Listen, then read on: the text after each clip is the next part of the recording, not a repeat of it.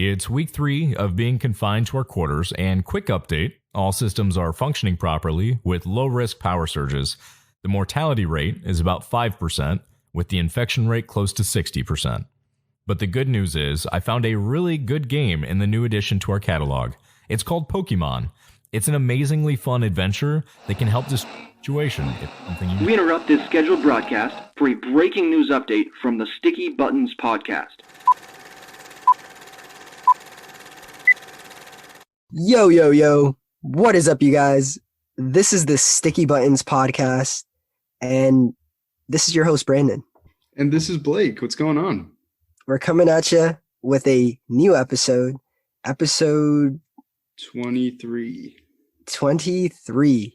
Sorry, we get a little lost in there with the episodes. It's not going to happen season 2, I promise. Yeah, this is the first one we're recording since we noticed that we didn't post episode 18. So you'll probably see it in our backlog. It's probably just going to go episode 17, episode 19, 20, and then episode 18 once we get them all up there. Yeah, we promise we're not trying to play tricks with you guys. We just made a mistake. It happens. The Lost Audio Files. I think that's what I'm going to name it. The Lost Audio Files. We're going to have a collection of those by the time we're like on season 5. And we're going to drop them on you guys. Hell yeah, dude. Well, I just got to say, man, I'm super stoked for today. It's super spring vibes out here. I'm feeling good. The pollen definitely got to me a little bit today. I forgot to take my allergy meds, but I got that later in the day, and I'm back out here. Clear nose, clear throat, clear eyes. I'm ready to do it. I'm glad to hear that. I know that the allergies have been doing a number on you out there, but I don't know. I mean, I've never really had an allergy season out there in New York. I'm out in Delaware right now. So once I get back to the urban jungle, we'll see how much pollen's out there. Definitely a lot less pollen. Yeah. There's not that many trees. Fun fact about trees in New York, though. If you didn't know, there are more trees in New York than the population of any urban area outside of New York in the United States. Really? Like, there are more trees than the population of Michigan? No. So, like, there Detroit. are more. Yeah, like Detroit or Chicago. So, yeah, there's, like, more trees in New York than the population of any other metropolitan area in the United States. Wow. That's actually crazy when you think about it, because the city is not that big. Well, I mean, I'm assuming that's including all 5 boroughs. All 5 boroughs. And I'm assuming. I don't know. I heard this from a secondhand source, so maybe this, who knows? Maybe that's complete art. Maybe that's complete bogus. Are these credible sources, Blake? It was my girlfriend. I don't know. One day we were walking, getting some bagels, and I was like, there's just not enough trees in this city. And I was in a mood. And she was sometimes. And she's like, well, actually, there's more trees in New York City than the people in any other city. And I was like, oh, wow, I didn't know that. So if she's wrong, I'm wrong. And I believe it. I feel like that's like a card the city could always pull. Like, yeah, we're a city, but we have more trees here than any other populated area in the United States. Yeah, man. Honestly, sometimes I forget just how big New York City is. Like on my train out of the city this time, I like looked out the window and I was like, oh yeah, she's big. She's thick. Me too. I definitely, just being here my whole life, I'm kind of like, have a blind spot for the sheer size and population that actually exists within the confines of the city. And it's a beautiful thing. It just shows you just how small your world can be, but also how big it can be at the same time. Yeah. I mean, it's really cool. Like, it's definitely awesome to live in New York City. I was talking to my dad today, and he just went and visited, him and my mom went and visited my sister at Michigan Tech over the Easter holiday. And I'm sorry, dude. I just so where I'm at right now, I'm like in front of a window in front of my girlfriend's neighborhood, and I got moved. I got moved from the sunroom to another room. I can like see the road. I can see like suburban America, and there's this this dude walking by, and like definitely in his 50s, had like huge headphones on, and he was just like living his life, walking by in like a golf shirt tucked into some sweatpants, and was just walking by and started, he like stopped in front of the house and like was drinking some water and then just kept walking. You had me at the dress shirt tucked into the sweatpants. Like, I mean, it was a golf shirt, but still, he was looking goofy. He has a golf shirt. He's cozy. Sounds cozy. Yeah, man. I don't know. I was gonna say he was checking out the flowers, but then my girlfriend's mom just came up in the driveway, so I think he might have been stopping for something else. Wow, the drama of what is this called? The cul-de-sac dramas. The cul-de-sac dramas. That sounds like a TV show. It might be. It might just be. Anyways, what was I saying? Oh, I was saying that my dad and mom, they just went and visited my sister, and they sent me a picture, and I was talking to my dad about it today. They saw a snowy owl out there in Michigan, and that's rare. Like, that's pretty cool that they went and did that. So my dad's a big bird watcher, and I guess on the Audubon Society of Michigan, oh wow, they were saying like counties that have higher populations of snowy owls, and they like went and drove through them, and that's pretty cool. And I just got jealous, and I was like, man, I could see a snowy owl. Dude, I love just like being inside. You know, it's a late night, and all of a sudden you hear like an owl. Just that's so majestic. They're such a majestic beings. Like I have not heard that in New York City, but have you heard that in the city? No, never in Manhattan. Only in Queens. Oh, gotcha. Are you sure it wasn't a pigeon? Because they kind of make a sound like that. Definitely wasn't a pigeon. It was the owl. I mean, I don't know why I rolled my tongue so much doing that, but it was definitely an owl. It was like the Who kind of. Gotcha. Yeah, I definitely, we had some owls in my neighborhood growing up, because we would, so like, I lived on a lake, and we'd find those like pellets, the owl pellets on the beach. The owl pellets. Is that like their dung? Oh, dude, do you know what owl pellets are? No. Oh, bro.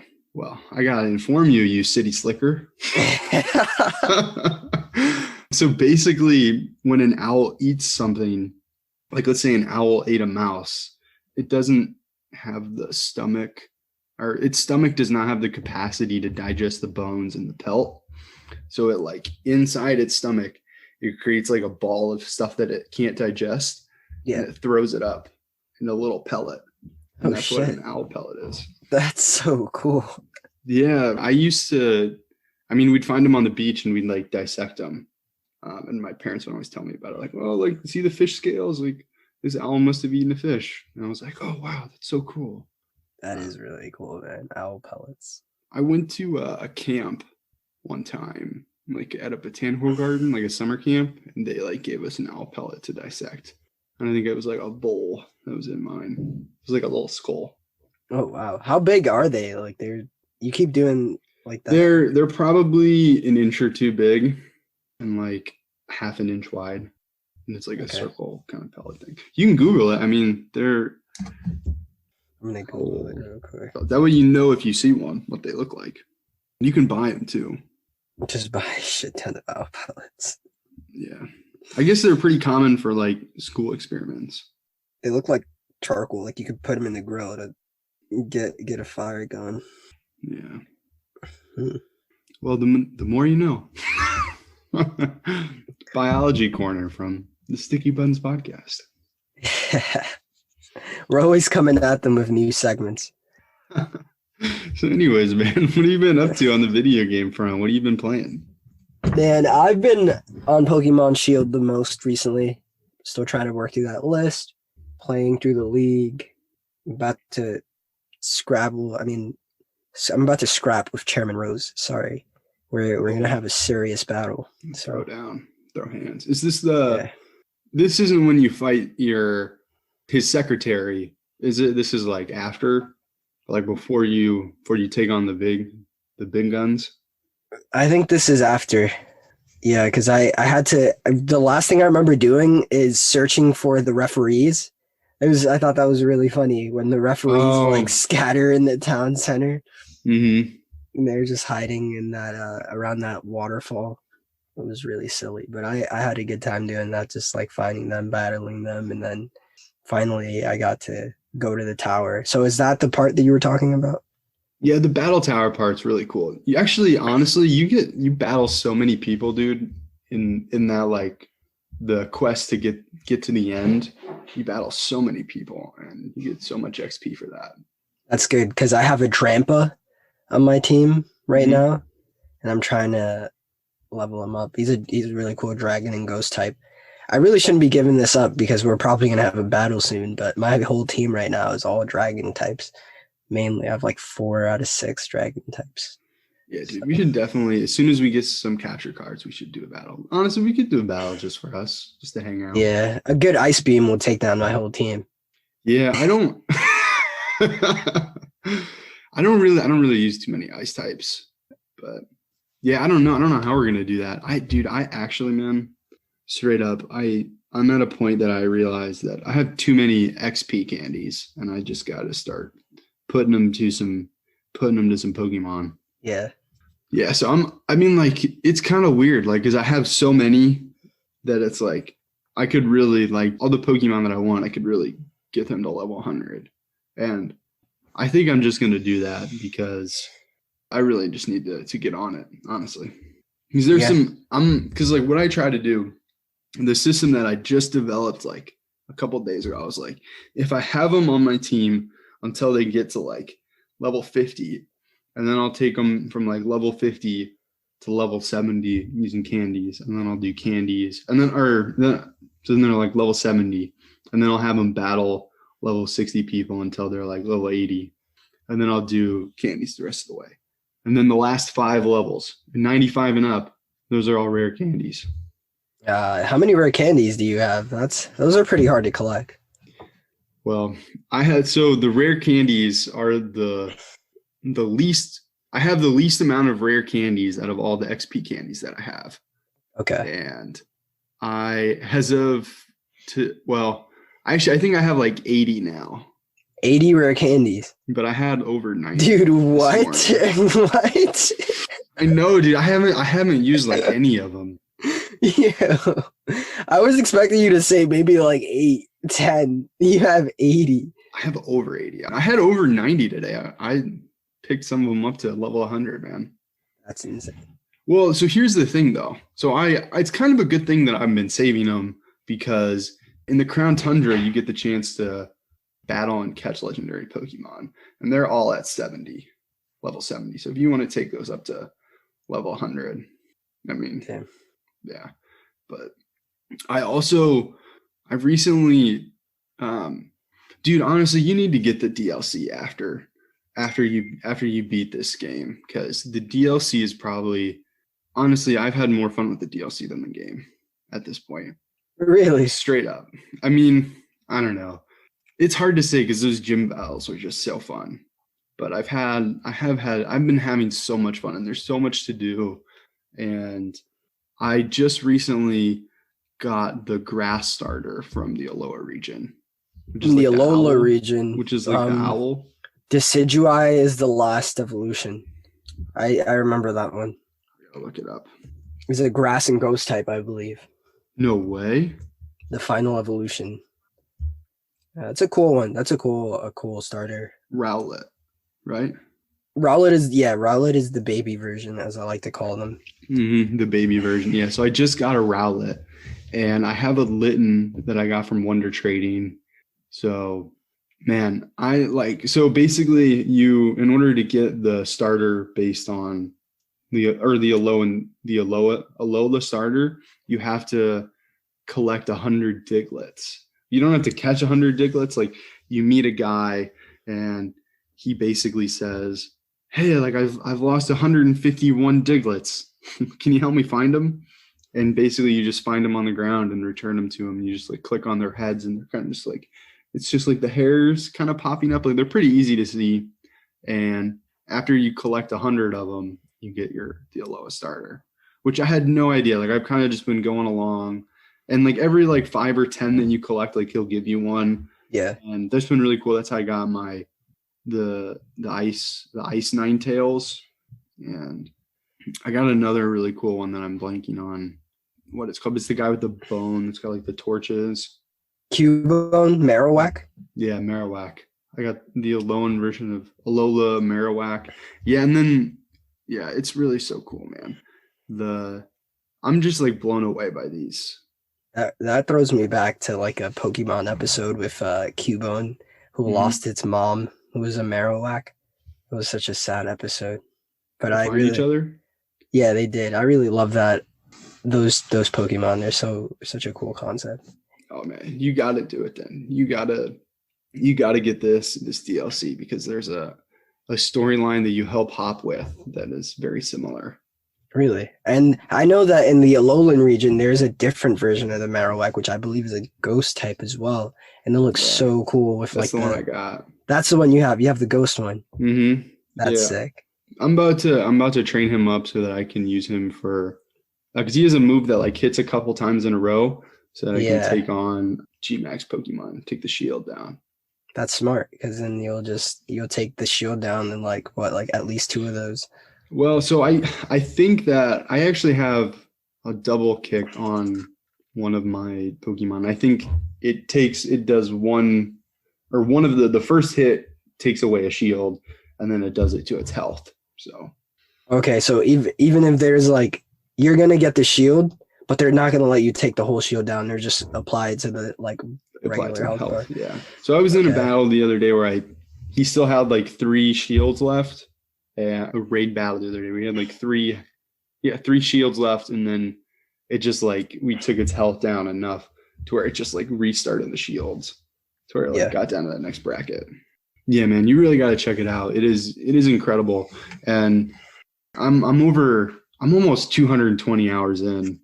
220 hours in. That's and I beat the game in under 100. So that means that I've spent more time playing the DLC at this point. Okay. That speaks to it as well. I think that speaks to like just how much after having beaten the whole game, and I think you did post credits already, right? Like you went after beating the whole game, after doing post credits, still going strong with DLC. So yeah, man, and there's so much to do. Like I think they have like 40 some Pokemon that are legendaries. I think they have like 40 some legendary Pokemon that you can catch, and I think a box is like 25 or something like that. So I'm really coming at it. Dude, also with the Wonder Trades, I've been getting some, it's kind of funny. I've been getting shiny Pokemon that are like maxed IVs, like level 100. And it's just kind of funny because I'm like, oh, like I would totally use this. And then it has like a name where it's like Pokemon, something, PokemonUK.net or whatever. And it's just like trying to like draw people to their website. Yeah. And I think that's kind of funny, but I've gotten a couple. I might, if I have enough, I might just use all of those on like on a battle or something. Might as well. Yeah, but I'm having a good time with it. I'm actually, dude, I've gotten to a point where I'm starting to wonder if I've actually gotten to a point where I'm like, I'm starting to need battle points, which like, well, I don't know. I don't really want to get into it, but it's like if you're gonna do anything competitively, you really got to have the battle points in order to be able to buy useful items. Yeah. So that's kind of where I'm like, I don't know if I really want to commit to that because that's a lot. But a lot of time. It's a lot of time trying to do all that, but we'll see, man. We'll see. Yeah, man, you got to give Breath of the Wild some love, man. I got to figure out what goes on there. Oh, dude, we got to get back on that. Yeah. Seriously. So here's the thing. Here's one of the reasons why I've been playing so much Pokemon. I'm still at my girlfriend's house, or her parents' house, and it's really easy to like throw on one of those like legendary Pokemon raids just like in the handheld on Switch while we're like watching the Great British Bake Off. Or if it's like, hey, like I'm gonna go do something for 45 minutes, it's like a great way to just like be like, okay, like I'll just play this for 30 minutes. Right. So that's one of the reasons that it's like super digestible. And like today, like I got up a little bit, or I was woken up a little bit earlier than I normally would get up, and I had like 20 minutes to spare after getting ready for work. And I was like, I'll play Pokemon until I'm ready. And I just put Pokemon till 8:58 and hopped on the clock. Yeah. That reminds me of like being a little kid and like having Pokemon Heart Gold and knowing that I had to get on the school bus at like 8:30, but I would get up early, eat my bowl of cereal real quick. I loved cereal as a kid because it was such a quick like Hmm. breakfast, and then I could do whatever I wanted to do before school. And it would often be just Pokemon until the very last minute. And yeah, that gives me so much nostalgia just doing that, just playing Pokemon until the very last minute. Yeah, man. That really feels like the whole vibe that I'm in right now. I'm about it, dude. I really honestly I need to show some other titles some love because I have my emulator with me and I'm playing through some older games, which I want to talk to you about, man. I think on I think it was the episode 21 take 2 I talked about how I got that new controller, like the SNES controller that has the joysticks. You did. Honestly, it's great, dude. I've been playing everything with that. It works so well. I couldn't recommend it enough. But it has inspired me to start playing some old games. Like I took your lead, man. I started playing Super Metroid, which which is pretty cool. How far did you get into it when we did the SNES Not classic? more than 3 hours in. Oh wow, so you actually like really put some time in. A fair amount of time. It was pretty easy to, give it some love. Yeah, man, I just played it one morning and I was like, wow, I've really sunk like 2 hours into this. And I was like, I can't even believe that I did. And I was like, that's crazy. Honestly, man, it's so fun, dude. I've been Right? having a blast with that. I think that's a game that like transcends like it's one of those titles where it doesn't matter if it looks kind of 8-bit. It's really good. Dude, I don't even think it does look 8-bit though. That's kind of what I wanted to bring up with you about this. So I'm playing that Super Metroid and the SNES Zelda A Link to the Past. And man, seriously, like I've like my like view on like playing old games is like totally flipped. Like I used to be of the mindset that I was like, why even bother playing them? They're just gonna look like crap and they're not gonna feel good. And dude, these games, like, so these are both available on the SNES. You can get them for quote unquote free if you pay for Nintendo Online. So both me and Brandon pay for Nintendo Online so we can like have the online features, and these are just like added bonuses, and you can stream these games through them. And man, dude, I'm like seriously enjoying it. They're so crisp, and I like would never play these. Like I would never go out of my way to play them. Like I even have an emulator that will run both of them. And I was just like, I mean, at the time I was like, why do I even need to put it on there? I got it on the Switch. But if I didn't have the Switch, like I probably would not have gone out of my way to find a ROM, download it, and put it on my emulator because I was like, these games are just too old. And man, I feel like I've gone a complete 180 on this. Like they feel so crisp. You totally know what's going on. Like Yeah. they're just fun. They're just fun to play. And it honestly, it's kind of funny. I'm having to really think and really like almost relearn how I'm playing because like in both of them, I had to like I'm like I don't know what to do next, and I literally had to look it up online, and then I was like, oh, of course. Like there was one enemy in A Link to the Past that I was like, I just can't seem to take him down every time I go up to him, and I even like got to the point where I got the new weapon for that level, and I still couldn't take him down. And then it was like, hey, all you have to do is pick up this flower pot that's on the ground and hit him with the flower pot, and he's done. And I was like, of course, because you can pick up the flower pots. And I was just like, I had totally forgotten that you could do that. Like it like something that you could do in the house, like when you wake up is like the first minute of the game. And I was just like, oh, that's really crazy. And like with the Super Metroid, like I just took down like I had to battle my first boss, took him down, and I was about it, dude. Like it was just so fun and seamless, and the getting health and getting the missiles is like it's so fun. But like with Super Metroid, I don't know, maybe it's like a colorblind thing that I like couldn't see, but I was like, how would I ever know that I have to shoot 3 missiles at a door in order to open it? I was like, yeah, I was like, how would I have known to do that? But because I think when you hit it with the missile, like does it flash blue? Yeah, like I'm pretty sure it gives you an indicator that you're working towards it. Yeah, and Like I opening like it kind of looked a little bit grayscale for me, and I was like, is that something or is it not something? So I wasn't quite sure, but I mean, after I looked it up online, I was like, yeah, of course, then that's it. It just made sense. That's an interesting phenomenon, though. I think it might have something to do with just like the design of the game Mhm. and how we design games today to be. Like more accessible. Yeah, like just a little more friendly to Intuitive? just a little more intuitive, maybe. Just more friendly, like, they don't want to make it too hard. They want to make it really playable. Whereas like the younger games, it's like honestly they could care less how playable it was. Like there's just different marketing. Well, not even like saying it has something to do with marketing. It's just like the design of the game is a lot more different on older games and newer games. That's something I notice as well. It's like they're a little more difficult. I find them to be a little more difficult, and I wonder why that is. That's an The interesting older phenomenon. games. Yeah. Yeah, that's kind of I've been realizing that too, that I'm like, wow, these are actually a little bit tricky. And it had nothing to do with like how it plays or anything like that. It's like how it's designed, really. Yeah. So, but I mean, like there are some things like I think that this is different than like, for example, I'm playing the original Pokemon Red, and like that does not have like your Pokemon does not have a special defense and or a special attack and a special defense.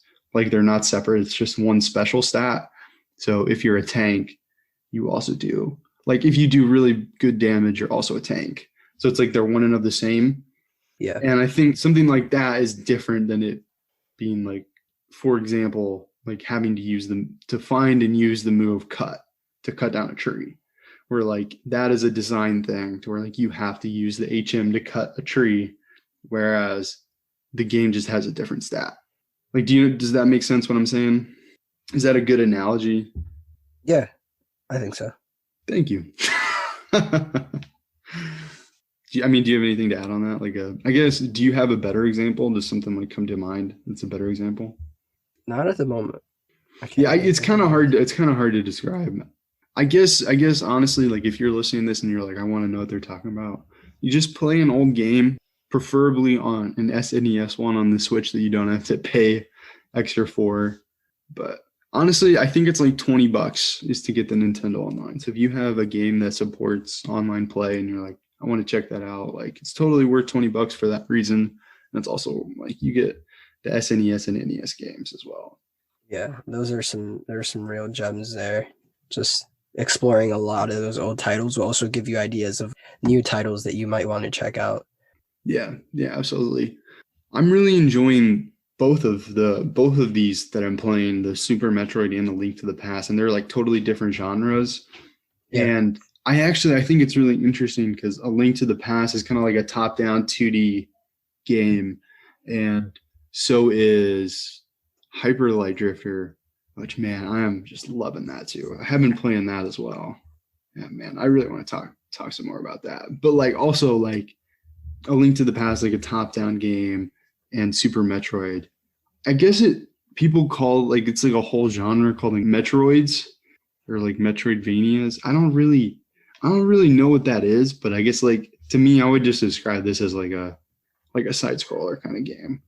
But I guess like if Mario is a side scroller where you have to like it actually moves it. I don't know. Do you know what I'm saying? No, I definitely know what you're saying, and I think is that the difference? I'm not too sure about that, but I would definitely agree with you on it being a side scroller. Well, because I guess maybe we just haven't hit that point yet. But I feel like they're like, so I've like listened to some podcasts of like people that like work at like IGN or like I don't know really what they're called, or like some other big publishers. I think the podcast that I'm thinking of is called Triple Click, and one of the people on there, they really like Super Metroid, and I think that she calls that game a Metroid. So I guess I don't really know what the difference is from a Metroid.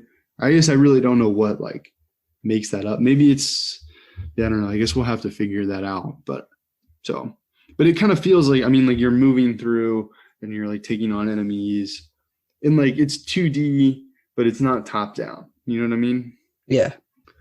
Whereas like Call of Duty is like 3D because you're like, or like, for example, in Pokemon Sword and Shield, when you're moving on along Route 5, that's a top down. 2D because one joystick controls your movements. And then when you're in the open areas or in the wild areas, that's like 3D because you can use both the joysticks. Yeah. So, but yeah, so anyways, I mean, they're both totally different genres, and I'm just like, I guess, seeing the roots of that genre, which is really cool, and I'm like making connections that I didn't really know were there. So that's really cool. Like what kind of connections? Just kind of like with the design, like I'm kind of seeing the inspiration, like especially for Hyper Light Drifter, like I'm definitely seeing the inspiration in that as like from like A Link to the Past, which it might not be like directly from that game because I think there are other games like that, but kind of like you move through an area. Well, here's the thing. Here's what's different. I guess this is a good example. With A Link to the Past, it's like a top-down RPG. And Right. I'm going through it, and I have to complete my next objective in order to move forward. Like it's very linear. It's like I have to do this one thing in order to get through. With Hyper Light Drifter, it's kind of like once you get to a certain point, it's open. And I just kind of got into an area, and I was like, I don't really know what to do next. I can't really move forward. I don't remember where. So like, here's the thing. Actually, I'll get into it later. But basically, I didn't know where to go. And then I was like, I wonder if I can just go the completely opposite way from the starting area. Because there's like a starting area where you can upgrade your weapons. And I totally just went the other way. And I was able to find like a whole new area of things that I haven't done yet. And I was like, wow, like, of course, like that's so cool. So it's like, it's more open as opposed to like, you have to maybe I'm just haven't gotten far enough into A Link to the Past to get to that open part. Because like I said, it's a little bit harder. It's a little bit trickier. Well, I want to hear about what you're playing, man. I want to hear about Animal Crossing. Tell me about it, dude. What have you been up to, man? Still working through the island, trying to get some more iron ingots. It's such a long task to get 31 of those things, because every time you break a rock, you can get different things. And it seems like the game just doesn't want me to get my shop. It's conspiring. They're conspiring against me. Hey, man. So like you have to, are you just having to spend it on other things, or? No, it's just so hard to find them. them. And I just recently found out how to store things in my house. I have a storage chest in my home, and that's really been helping me store them. Prior to that, I would just hold on to as many as I could in my inventory, and then I would end up just using what I had to so I could have more space. But that was before I even knew I had to, use these on the shop. So I'm still kind of hesitant on upgrading my house. I can get an extension on my house, but that would mean that I would have to take another loan. And I just don't feel comfortable with taking another loan. I don't have enough saved. And no bells. Trying to save up those bells. Yeah, save up those bells. I've been thinking about something, Blake, and I want to pick your brain about this. I've been thinking about maybe getting myself a new Switch for just myself, because I currently share my Switch with everyone else in my house, and it would be nice to have my own Switch, especially now that the new Pokemon games are coming on out. Have a brand new fresh Switch. Yeah, dude. Well, I'm glad you brought this to me, man. You definitely should, because I also have been thinking about getting a new Switch, but for different reasons. Really? It was not announced from Nintendo, but it was like officially, quote unquote, leaked to Bloomberg that they're going to have a new Switch. What? Would you look at that? The Switch Pro? Question mark? So this is basically directly from Bloomberg.com. Nintendo Co. plans to adopt an upgraded NVIDIA Corp chip with better graphics and processing for the new Switch model planned for the year-end shopping season, according to people familiar with the matter.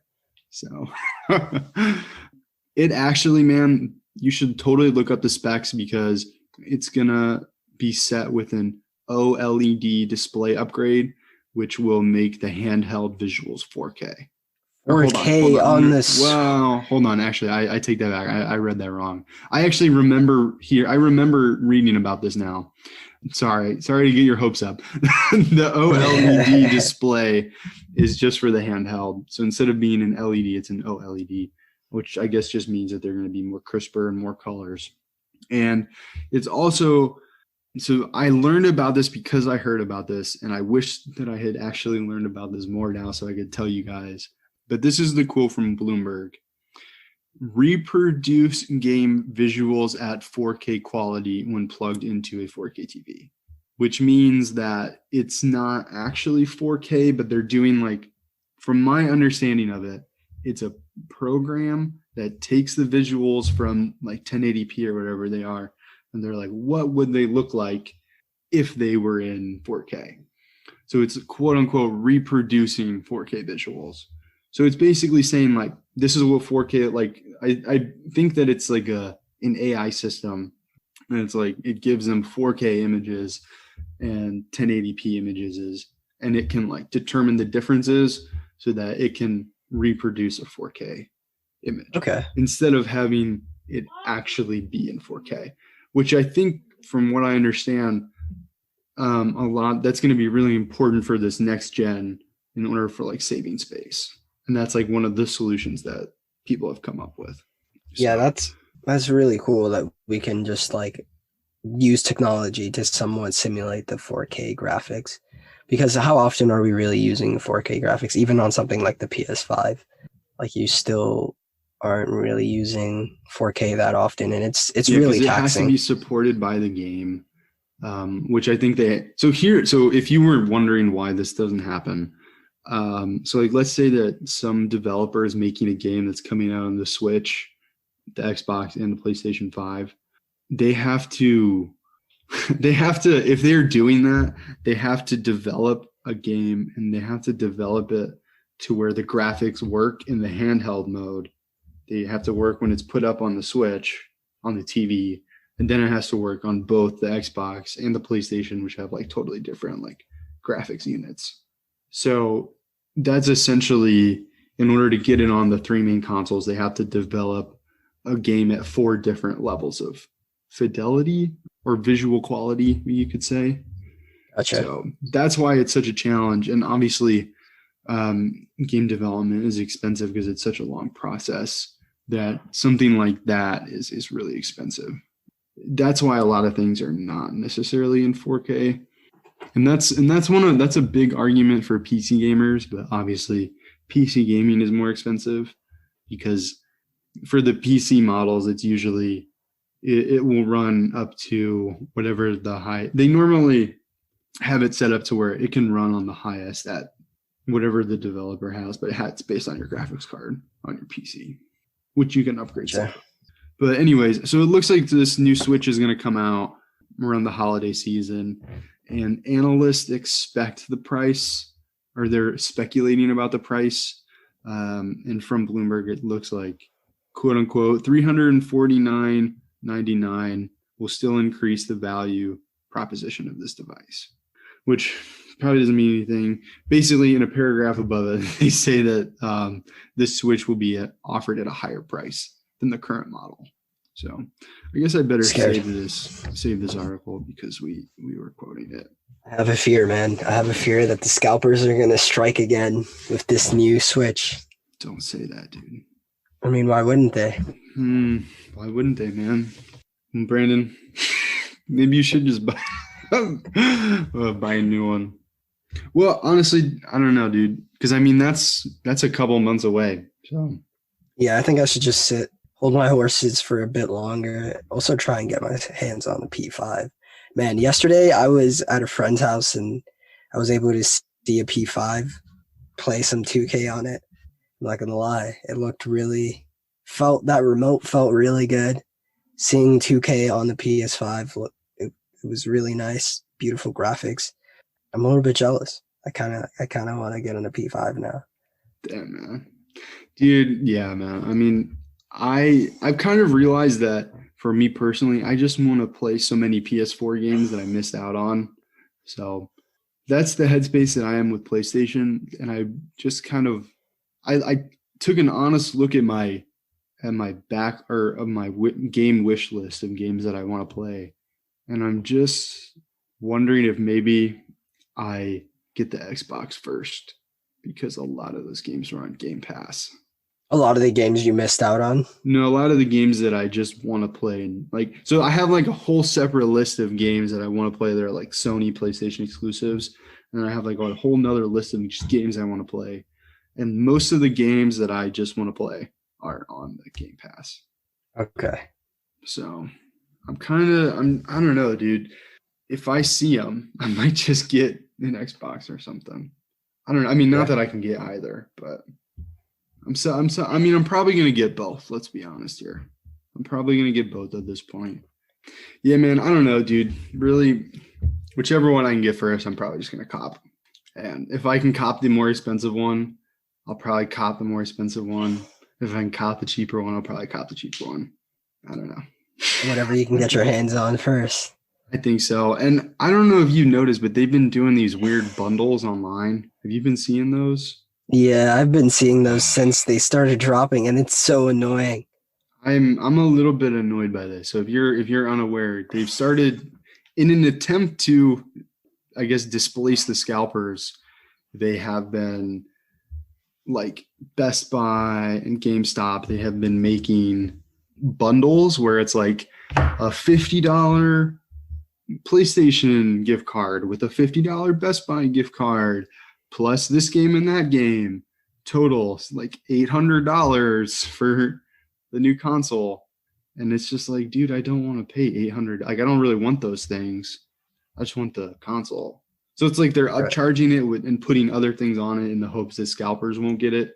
And I mean, honestly, those things sell out pretty quick too. I mean, they don't sell out as fast because, I mean, that completely cuts the profit margin of the scalper. So real people are going for those, but I'm not one of them. Yeah, I mean, a lot of people out here are they're thirsty, for lack of a better word, to get their hands on this next gen. And I remember one of the things I was thinking about is like, yeah, so they're trying to make it the same price as what the scalpers are selling it for by making these bundles to where it's like, don't buy from the scalper, buy it from us, and you'll actually get something with it. But yeah, I'm not gonna lie, Blake. I've looked at some of those bundles. I have, and I've thought about it. And I've come across some really silly ones. I don't know if you've heard of this website called Anton Online. They sell like furniture and stuff, and they like try to move these PS5s with ottomans, with like futons and stuff. It's hilarious. Oh, that's actually really funny. I mean, that's not bad. I mean, furniture is expensive. Get this futon to play your PS5 with. I wonder if it worked though. Oh, it definitely worked. I'm more than certain it worked. Yeah, because I would go back to them 2 days later and they wouldn't be there anymore. People just really want a PS5, and it makes sense. I'm curious to see what it's going to look like holiday season this time around. Are we going to be able to get our hands on it? Are scalpers going to strike again? I feel like scalpers really have to double down now, just so that they don't look stupid. They really have to double down, get their hands in as many PS5s as they can, and be like, hey, listen, guys, if you want PS5s, you're going to have to, this is how you're going to have to do it. You're just going to have to pay a premium on it. Yeah, dude, I don't know. I guess it's really going to come down to the supply chain on the chips, which, I mean, I hate to say it, but there are other companies that need chips just as bad and probably need them more, like the car manufacturers, for example. Like they're probably more willing to pay extra. I mean, I don't know if they're like the same kind of chips, but I know that like the rare earth minerals to make the chips are also in kind of high demand as well right now. Yeah, they're really hard to find. I remember learning in one of my computer information systems courses, most of the chips are manufactured in Taiwan. Mm-hmm. So I wonder how Taiwan is doing right now with dealing with all of this demand. And also like COVID and all that, yeah, which has totally disrupted the supply chain. Also, I wonder how many PS5s and Xboxes were on those ships that had to go around. Yeah, I was just about to mention that. I heard there was a bunch or at least products that need to go into it. But I don't know. I wonder how many. Definitely a lot. Yeah, dude. Our global supply chain has totally been messed up. But It's been hammered. I can speak from experience at Patagonia. Like I just had to tell a customer the other day, like, hey, a lot of our product just hasn't reached the floors. We have blockages at the ports, like people stuck in the. Have you heard about that? I haven't heard that people are stuck at ports. Is Like this in New York? I believe so. It's like off the coast of New York, in certain like states. There are like ships that bring these huge cargoes, and they're like worried that they might be having COVID there, and they just don't want them to come on land. Oh, to unload? Yeah. Damn, that's crazy. I mean, yeah, that's kind of nuts. But I mean, it's totally reasonable for governments and municipalities to want to do that. But yeah, dude, I mean, it affects everything. So yeah, I mean, we're at a point now where at least for me personally, and I think you as well, Brandon, I think that we're probably our age group, I think, is allowed to give vaccines in New York City now if we can cop an appointment. But yeah, I mean, have you looked at making an appointment at all? Yeah, I have. I've been looking at Walgreens I'm trying to get the Johnson & Johnson and just do one dose and be done with it. I really don't want to have to do 2 doses. I just don't have the time for it. And also I'm going on a trip soon, so I really need to get vaccinated ASAP. Yeah. I'm probably coming back to the city in a couple of days, and I'll just look at that NewYork.gov vaccination site and see if I can get one in my neighborhood, because they do it by zip code, don't they? Yeah, they do. A lot of the pharmacies, I know the CVS's, Walgreens and stuff, they offer the vaccine. Also, a lot of like, I know that Citi Field, you can get a vaccine appointment at Citi Field. There's a lot of sites. Citi Field is where the Mets play at. Yeah, I don't know where the Mets play at. What borough? My home team. Man, that reminds me, we got to go to a baseball game. It's been a while since I've seen a baseball game. It'd be nice to go to a Mets game. I was just thinking that the other day. Is the Mets stadium in Queens? Yeah, it's Citi. Cool. It's called the Citi Field Stadium. And if you've never seen it, you should definitely see it. They had Rolling Loud there recently. It was a pretty crazy event that they had at Citi Field. That's cool. And then the New York Yankees Stadium, is that in the Bronx? Yeah, that's right across from the Heights, right? Yeah, that is. So that would be in the Bronx, a little bit south of where I'm at, where my neighborhood is. My neighborhood is kind of tiny, so I'm at the tippy top of Manhattan. So we'll see. No better place to be, right? Place to be. You can see the trees and the skyscrapers. You have a really nice park around you, man. I'll give you that. I really like that park, and I'm surprised you said you've been there but you've never been to the Indian Caves. I've never been to the Indian Caves. Also, dude, I discovered something the last time so this was like almost a month ago at this point, because it was when I was back in New York. It was like one of the first days that it was like really nice and like kind of warm. Like I'm pretty sure I was in shorts and I'm losing it, Brand. I'm forgetting the name of the snap tee, the fleece snap tee. Chinchilla, the Chinchilla snap tee, Patagonia Chinchilla snap tee. I was wearing a Chinchilla snap and some shorts. So it was like nice enough to wear shorts, but like I still needed the cinch. And I found this foot trail, and it went all along the coast to that. I forget what it's called, but it's basically that runway that runs along that river that runs next to Manhattan, and it runs all the way down to the tip of Manhattan. Yeah, like the Hudson River, but is it like the Hudson River Greenway? Is that what it's called? I think there is a greenway. I think that's it's basically like it runs like the whole length of Manhattan, and it's really nice because it's really not that far. Like you can take like a 5-10 minute walk on it and then get off on like the next place where you can get off, and you're like 50 blocks down. So it's really convenient if you live close to that. But I found a foot trail that takes so there's like a legit path in my neighborhood that I run on, and I took that. I found like this foot trail like in some bushes, and that led me to the Greenway. So that's pretty cool. That's pretty dope. You learned a new route. Yeah. It was fun, man. I really enjoyed it. I took my board. I was boarding. So it was about it. It was a good day. Had my camera, took some shots. That's sick, man. That sounds like a fun time. Yeah, dude, it was great.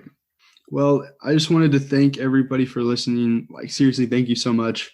Sorry we had that little mix up with the audio files. But honestly, I'm not even mad.